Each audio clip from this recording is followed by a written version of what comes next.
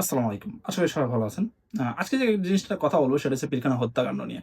এই জিনিসটা নিয়ে কথা বলাটা আমি অনেক আগে থেকেই চাইছিলাম। কারণ অ্যাজ আ জেনারেল পাবলিক হিসেবে বাংলাদেশে একজন নাগরিক হিসেবে এই জিনিসটা নিয়ে কনসার্ন থাকা এবং এ বিষয়টা নিয়ে কথা বলাটা খুবই জরুরি আমি বলে মনে করি। কারণ আপনি যদি খেয়াল করে দেখেন অ্যা বাংলাদেশ বা বাংলা অঞ্চলকে সর্বপ্রথম যিনি ধ্বংস করে দেয় এবং মাথা অস্ত্র নির্মিত করে সেটা হচ্ছে ওদের মধ্যে মীর জাফর।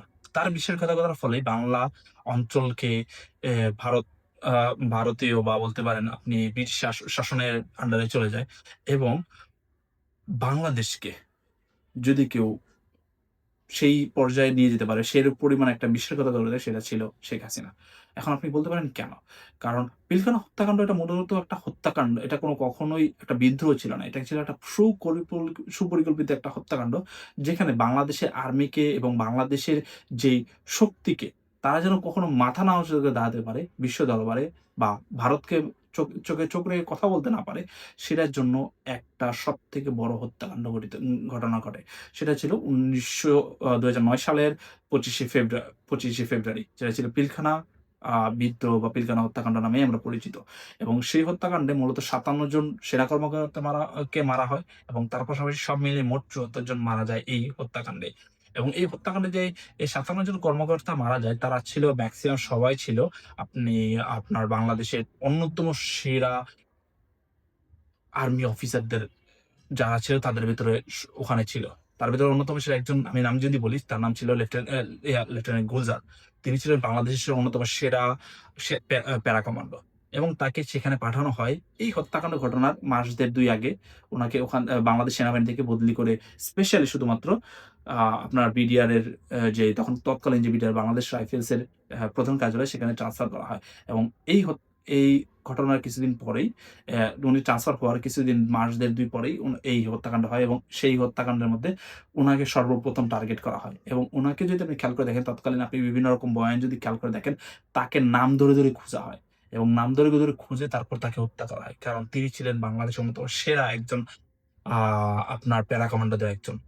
যার চৌকস বুদ্ধি এবং দেশপ্রেমের কাছে আমি মনে করি খুব কম জনই আপনারা মনে করেন বর্তমান আর্মি যারা আছে তারা খুব কম জনই চাইতে পারবে বা আছে কিনা সেটা সন্দেহ এবং থাকলেও সেটাকে মোরাল হিসেবে ডাউন করে দেওয়া হয়। কারণ বাংলাদেশের আর্মির ভেতরে সেই সিস্টেমটা ক্রিয়েট করা হইছে এই হত্যাকাণ্ডের পর থেকে। এটা কেন হইছে? কিভাবে হইছে? এটা নিয়ে আজকে মূলত কথা বলার চেষ্টা করব। তার ভেতরে ১ম যে জিনিসটার কথা বলব, আমি মূলত ৪ থেকে ৫ টা সেকশনে আমি এই জিনিসটাকে ভাগ করছি এবং প্রত্যেকটা সেকশনে আপনাদের সাথে কথা বলব। ঘটনার শুরুতে আপনি যদি খেয়াল করে দেখেন, যখন এই ঘটনা ঘটে ২৫শে ফেব্রুয়ারি সকালের দিকে যখন এই বিদ্রোহ নামক যে হত্যাকাণ্ডটা শুরু করা হয়, তার ১ম দিকেই যে বিডিআর জওয়ানরা ছিল তারা এসে দাবি করে যে তাদের সাথে অন্যায় হইতেছে, তাদের সাথে বৈষম্য হইতেছে। তাদের অপারেশন ডাল ভাতের যেই এ অ অর্থ এবং খাবার-দাবার সেগুলোকে চুরি হইতেছে। এই ধরনের জিনিসগুলোকে নিয়ে তারা অভিযোগ জানায় এবং অনেক ক্ষেত্রে জিনিসটাকে আপনি যদি খেয়াল করে দেখেন তখনকার সময় জিনিসটা হয়েছিল এবং সেটাকে একটা ইস্যু হিসেবে ক্রিয়েট করা হয় বা এই হত্যাকাণ্ডকে জাস্টিফাই করার জন্য বা এই বিদ্রোহটাকে জাস্টিফাই করার জন্য একটা ইস্যু ক্রিয়েট করা হয় বা দাঁড় করানো হয় সবার সামনে। এবং এই হত্যাকাণ্ড যে ঘটনা ঘটে, এই বিদ্রোহের ঘটনা মূলত সব মিলিয়ে ৩৩ ঘন্টা আশেপাশে ঘটে এবং এই ৩৩ ঘন্টার ভেতরে যদি আপনি খেয়াল করে দেখেন বাংলাদেশ সেনাবাহিনী স্ট্যান্ড বাই ছিল। তারা ভেতরে ঢুকতে পারেনি।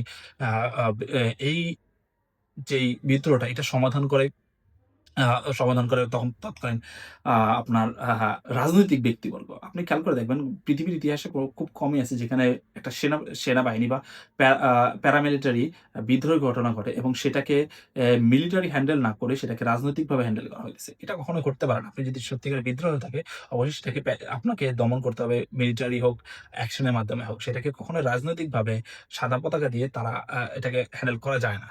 তো এটা কিন্তু বাংলাদেশ ইতিহাসে এই ঘটনাটা ঘটে এবং এটাই একটা সাজানো যে নাটকটা সেটা সাজানো নাটক হিসেবে তখনকার সময়ে আপনি জাহাঙ্গীর কবির নানককে দেখতে পাবেন। তারপরে আপনার সারা খাতুনকে দেখতে পাবেন। তারা দেখবেন ভেতরে সাদা পতাকা নিয়ে যায় এবং একটা মানে ইটস কাইন্ড অফ নাটক সাজানো যে ব্যাপারটা ছিল। এই সাজানো নাটকটা হয় এবং এই সাজানো ৩৩ ঘন্টা পরে যখন এই জিনিসটা শেষ হয় তখন আপনি খেয়াল করে দেখবেন যতজন বিডিআরদেরকে ধরা হয় তাদের ভেতরে ১৫২ জনকে আ আপনার ফাঁসির রায় দেওয়া হয়। বাকিদেরকে বিভিন্ন মেয়াদে সাজা এবং যাবজ্জীবন কারাদণ্ড দেওয়া হয় অনেকের ক্ষেত্রে। কিন্তু মূল যারা আসামি ছিল যারা মূল এই কিলিং এর সাথে জড়িত ছিল, তারা কিন্তু এখানে সাজাপ্রাপ্ত হয়নি এবং এখানে নাই। কারণ আপনি যদি খেয়াল করে দেখেন কেন এই জিনিসটা হইতেছে বা কিভাবে, আপনি যদি আমাকে জিজ্ঞেস করেন, তার মধ্যে একটা জিনিস খেয়াল করে দেখবেন, যখন শেষের দিকে ঘটনাটা ঘটে, তখনকার সময়ে ফজলুল তাপসের নেতৃত্বে বাংলাদেশ আওয়ামী লীগের যুবদল ইউনিটের একটি শাখা ২৫ থেকে ৩০ জনের একটা দল মিছিল করতে আপনার পিলখানা পিলখানার ভেতরে ঢুকে এবং যখন বেরিয়ে আসে, তখন ওখানে প্রায় ২০০ থেকে ৩০০ জন লোক ওই মিছিলের সাথে বেরিয়ে আসে। ৩০ জন থেকে আপনি যদি খেয়াল করে দেখেন ২০০, এখান থেকে ২০০ জন বেরিয়ে যায়। এই যে কারা, এই জিনিসগুলাই আপনার সবথেকে ইম্পোর্টেন্ট। এখানে আরো কিছু বিষয় আছে, ইনভলভমেন্ট আছে। আমি সবগুলো নিয়ে আলোচনা করার চেষ্টা করব। আপনি খেয়াল করে দেখবেন, এই ঘটনা ঘটার মাত্র ২ মাস আগেই আওয়ামী লীগ ক্ষমতায় আসে। 111 এর সরকারের যে নির্বাচনটা হয়, সেই নির্বাচনের মাধ্যমে আপনার আওয়ামী লীগ ক্ষমতায় আসে। এবং আওয়ামী লীগ ক্ষমতায় আসার পরপরই তাদের মেইন যে টার্গেটটা ছিল, সেটাকে তাদের টার্গেট ছিল যে রাজনৈতিকভাবে তারা তাদের শক্তিকে বাড়ানো এবং তাদের ক্ষমতাকে কুক্ষিগত করা। এখন তাদেরকে তার ক্ষেত্রে সবথেকে বড় বাধা ছিল দেশপ্রেমিক যেই আর্মি অফিসাররা। কারণ তারা তাদের বিরুদ্ধে বিদ্রোহ করতে পারত। তারা যদি কোন রকম কোন অফেন্স করত, সেক্ষেত্রে সেনাবাহিনী বিদ্রোহ করার একটা প্রবণতা থাকতে পারত। তাদের ভিতরে এই ভয়টা ছিল। এবং এই ভয়টাকে দূর করার জন্যই মূলত আওয়ামী লীগ এটার সাথে জড়িত হয়। এবং এখানে জড়িত ছিল আপনার শেখ হাসিনা এবং মূল সমন্বয়কারী যেটার নাম চলে আসে, আপনি আমি কথাগুলো কোনটাই নিজে থেকে বলতেছি না, সেটা হচ্ছে ৩০শে নভেম্বর যে রিপোর্টটা আসে, সেই রিপোর্টের উপর ভিত্তি করে আমার কথাগুলো বলতেছি। এটার মূল সমন্বয়কারী ছিল ফজলুল তাপস, এখানে ছিল জাহাঙ্গীর কবির নানক, সাহারা খাতুন, জেনারেল তারিক সিদ্দিকী, প্রাক্তন army chief of general Moinuddin Ahmed এবং প্রাক্তন ডিজিএফআই এর মেজর আকবর। এবং কমিশনে আপনার এই প্রতিবেদনটা একদম ফুললি প্রকাশ করা হয়, যেখানে বলা হয় যে এটার মূল টার্গেটটা ছিল বাংলাদেশ সেনাবাহিনীকে দুর্বল করে ফেলা। তাদের মূল কথাই ছিল একটাই, যে এখানে বাংলাদেশ সেনাবাহিনী যেখানে স্ট্রং থাকবে, যেখানে বাংলাদেশ সেনাবাহিনীতে দেশপ্রেমিক থাকবে, ততক্ষণ পর্যন্ত বাংলাদেশকে কখনোই আপনি কুক্ষিগত করতে পারবেন না। সমক্ষমতা আপনি কখনোই একজনের হাতে নিতে পারবেন না। যেটা কিনা গত ১৬ বছরের ঘটনা ঘটে। আপনি যদি খেয়াল করে দেখেন, প্রহসনের নির্বাচন থেকে শুরু করে যাবতীয় যত আপনার যেই গুম, হত্যাকাণ্ড এবং যেই মানুষকে মারার ব্যাপারগুলো ছিল, শাপলা চ আ ২০১৩ সালে যে শাপলা হত্যাকাণ্ড ছিল, গণহত্যা যেটা ছিল, এই প্রত্যেকটা জিনিসের ঘটনা ঘটার মূল যেই পিনটা বা বীজটা, সেই বীজটা বপন করা হয় এই ২৫শে ফেব্রুয়ারি ২০০৯ সালে এই বিডিআর হত্যাকাণ্ডের মধ্যে দিয়ে। এবং তাদের মূল মোটিভই ছিল এটা, যে বাংলাদেশের আর্মিকে দুর্বল করে ফেলে তাদের ক্ষমতাকে একত্রিত করা, এক একক দলের উপর নির্ভর করেছে এবং বাংলাদেশ সেনাবাহিনীকে তাদের উপর ডিপেন্ডেন্সি করা এবং দেশপ্রেমিক যত সেনা সেনা সেনা সেনাবাহিনীর সদস্য আছে তাদেরকে সরিয়ে ফেলা। যাতে তা উম পে বাংলাদেশ আর্মির যে মোরালটা বা বাংলাদেশ আর্মির যে শক্তিটা, সেই শক্তিটাকে আপনার একদম ধ্বংস করে ফেলা যায়।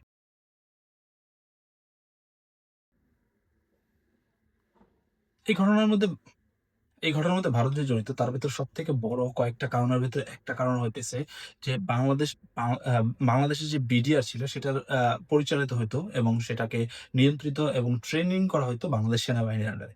কাইন্ড অফ এটা বাংলাদেশ সেনাবাহিনীর একটা অংশ ছিল এবং এইটাই ভারত চাচ্ছিল না। কারণ আপনি যদি খেয়াল করে দেখেন, ২০০১ সালে ভারত সাথে বাংলাদেশের বিএসএফ এর যে যুদ্ধটা ঘটে, সেখানে বড়াইমারিতে ভারতের ৩০০ সৈন্য বাংলাদেশের ভেতরে ঢুকে এবং সেটাকে আক্রমণ করে বাংলাদেশে। সেখানে প্রায় ১৫ থেকে ২০ জন যে বিডিআর সদস্য, তারা ৩০০ জনের সাথে ফাইট করে এবং সেই ফাইটে মোটামুটি ১৬ জন বিডিআর সদ আ আ স ১৬ জন বিএসএফ সদস্যকে হত্যা করা হয় এবং বাংলাদেশের ৩ জন, মাত্র ৩ জন সদস্য মারা যায় এবং তাদের মারা যায় ১৬ জন। এই ৩০০ জনের সাথে মাত্র ২০ জনের যে ফাইটটা হয়, এই ফাইটের মধ্য দিয়ে মূলত ইন্ডিয়া বুঝতে পারে যে বাংলাদেশের বিডিআরকে যদি তারা দুর্বল না করে, বাংলাদেশের বিডিআরকে যদি আর্মির যে ট্রেনিংটা, সেটাখান থেকে দূরে না নিয়ে আসা হয়, সেক্ষেত্রে কখনোই বাংলাদেশের ওপর তারা প্রভাব বিস্তার করতে পারবে না। বাংলাদেশের বর্ডারের উপর তারা প্রভাব বিস্তার করতে পারবে না।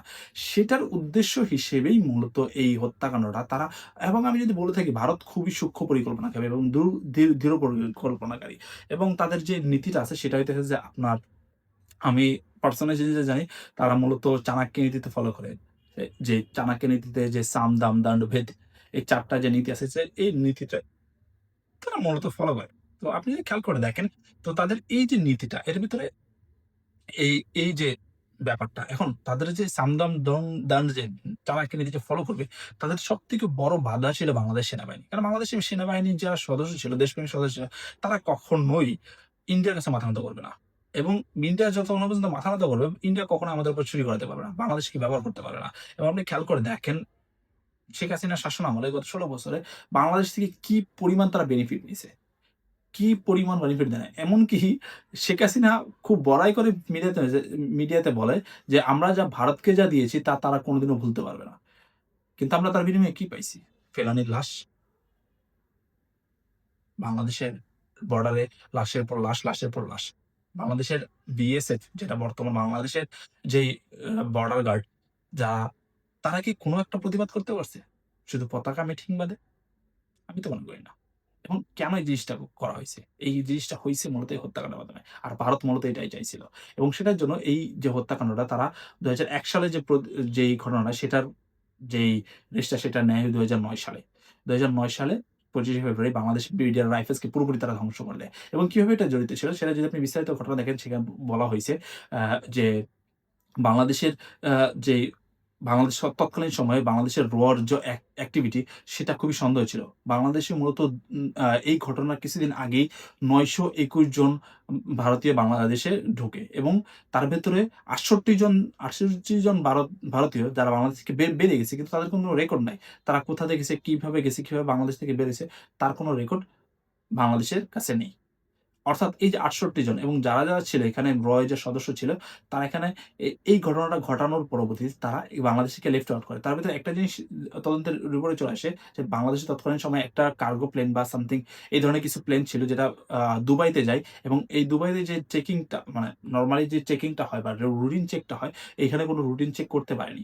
এবং না করার ফলে এখানে কিছু মানুষ তারা বোর্ড করে এখান থেকে চলে যায় এবং সেই যে বোর্ড করে এদের কোনো ডাটা বা রেকর্ড আ বাংলাদেশের কাছে নাই। এবং তদন্ত রিপোর্টে সন্দেহ যেটা, এই মূলত এই যারা ছিল কিলিং মেশিনে বা মিশন যেটা ছিল, এই মিশনে মূলত এই ভারতীয়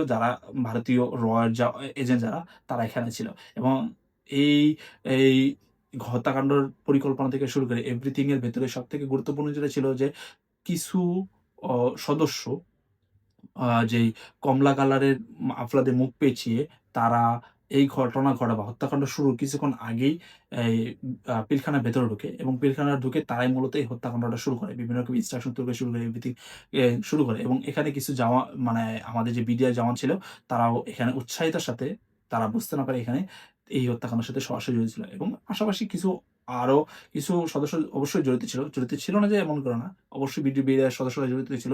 তার পাশাপাশি এখানে মূলত ইন্ডিয়ার একটা প্রভাব ছিল।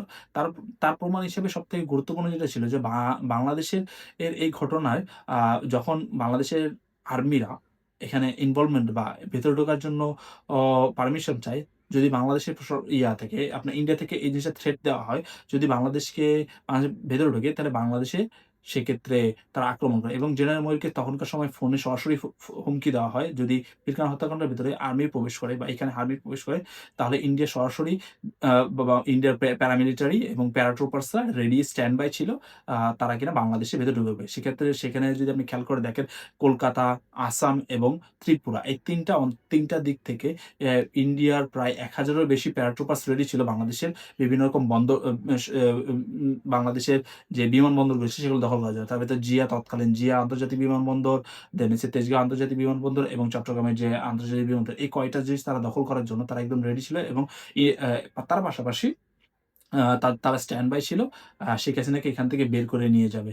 এবং এই তারা মূলত তাদের প্ল্যান ছিল যে যদি এই হত্যাকাণ্ড সফল না হয় তাহলে তারা এই ব্যাক অফ দ্য প্ল্যান্টে একটা যুদ্ধ সংগঠিত করবে বা বাংলাদেশের উপর আক্রমণ করবে। এরকম একটা স্ট্যান্ড বাই ছিল। এই জিনিসটা একদম বর্তমান যে তৎকালীন সময়ের যে বিভিন্ন সেনা কর্মকর্তা, বিভিন্ন রকম পররাষ্ট্রমন্ত্রী, বিভিন্ন রকম আ তারপরে রয়ের এজেন্ট এই জিনিসটাকে খোলাসাভাবেই তাদের বিভিন্ন রকম আত্মজীবনী বইতে এই জিনিসটাকে উল্লেখ করে গেছে। আর আপনি যদি খেয়াল করে দেখেন এই জিনিসটা বর্তমানে এভেইলেবল আছে। আপনি বিভিন্ন রকম বই পড়তে পারেন এবং তার ভেতরে তৎকালীন সময়ের আপনার ভারতীয় পররাষ্ট্রমন্ত্রী যে ছিল তার যে আত্মজীবনী বইটা ছিল, তার আত্মজীবনী বইটাতে স্টিল এই জিনিসটা লিখে গেছে যে কিভাবে জিনিসটা ঘটনা করে, মইনের সাথে কি কথা হয় এবং তৎকালীন যে বাংলাদেশের উপর আক্রমণের জন্য স্ট্যান্ড বাই ছিল।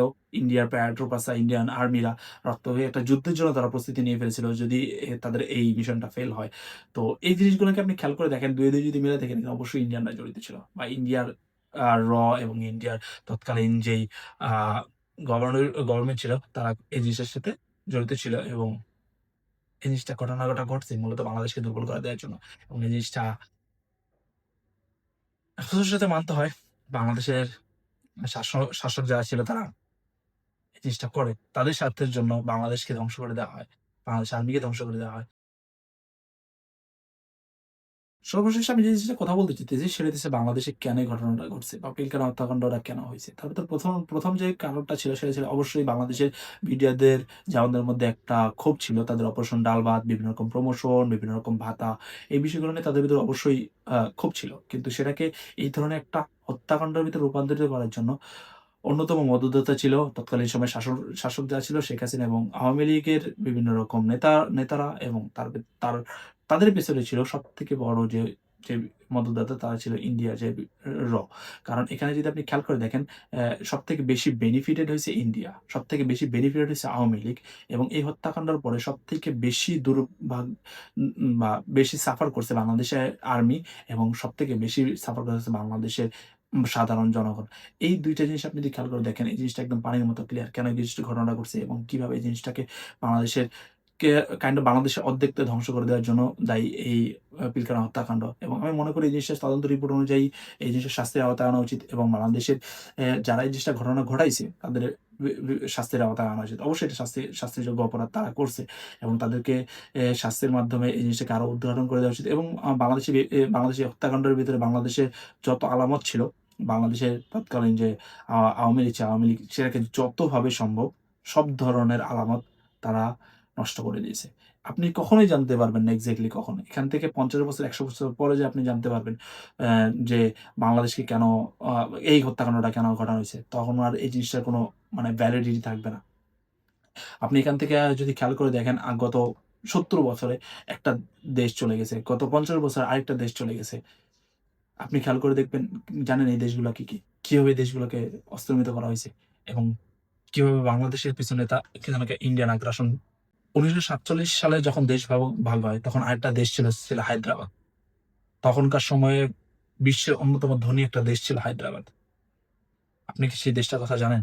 জানেন সেই দেশটার ইতিহাস কি ছিল? সেই দেশটার তৎকালীন শাসন ব্যবস্থা কি ছিল?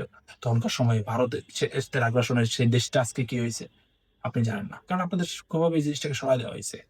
আপনি কি জানেন ২০৭৫ সাল বাংলাদেশ স্বাধীন হওয়ার পর পর্যন্ত একটা দেশ ছিল। দেশের নাম ছিল সিকিম। সেই দেশটাকে ভারতীয় আগ্রাসনের মাধ্যমে তারা দখল করে নেয়। কিভাবে দখল করে? এই ধরনের পদক্ষেপের মাধ্যমেই দখল করে নেয়। এবং ভারতের নেক্সট টার্গেট বাংলাদেশ। তাদের নেক্সট আপনাকে বুঝতে হবে ভারতের মেইন টার্গেট হচ্ছে তাদের অখণ্ড ভারত যেটাকে বলে সেটাকে ক্রিয়েট করা। আর সেটার জন্য তারা যা দরকার তাই করতেছে।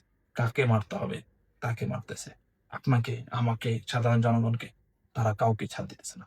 তাদের একটাই লক্ষ্য। আপনার আমার জানা উচিত যে এখানে হইতেছেটা কি? আপনার আমার সতর্ক থাকা উচিত এখানে হইতেছেটা কি? আপনি সামান্য ৳১০ র জন্য আপনার দেশ বিক্রি করে দিতেছেন। কিন্তু চিন্তা করতেছেন আপনার পরবর্তী প্রজন্মের জন্য আপনি কি রেখে যাইতেছেন। মীর জাফরের মতো মীর জাফর কিন্তু তার জীবন দশায় খুব শান্তিতেই ছিল। কিন্তু তার বংশধররা আজ পর্যন্ত মীর জাফরের গালি হিসেবে তাদেরকে দেওয়া হয়। আপনি কলকাতাতে মুর্শিদাবাদে এখনো যদি যান, মীর জাফরের বংশধররা আছে। কিন্তু তারা কখনো সেটার ভয়ে, লজ্জায় তারা পরিচয় দিতে পারে না যে তারা মীর জাফরের বংশধর। সেম কাজটা যেন আপনার সাথেও না হয়। ধন্যবাদ।